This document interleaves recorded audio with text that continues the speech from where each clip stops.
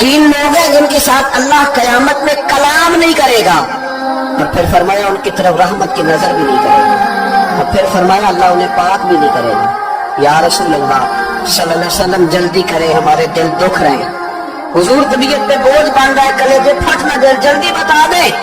वो कम नसीब कौन है जिनसे ना मालिक कलाम करे, कयामत में भी नहीं करेगा, रहमत की नजर भी नहीं करेगा, पाक भी नहीं करेगा, कयामत में भी अल्लाह के दीदार से महरूम कौन है वो कम नसीब। नबी करीम अलैहिस्सलातु वस्सलाम ने फरमाया एक वो शख्स जो तकब्बुर के तौर पर लंबा तामत पहनता है, घुटनों के नीचे जाता है तकब्बुर के तौर पर,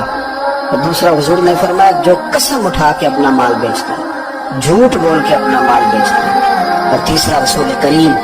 अलैहिस्सलाम फरमाने लगे वो शख्स जो किसी पर एहसान करता है पर उसे जतलाता है, पर उसे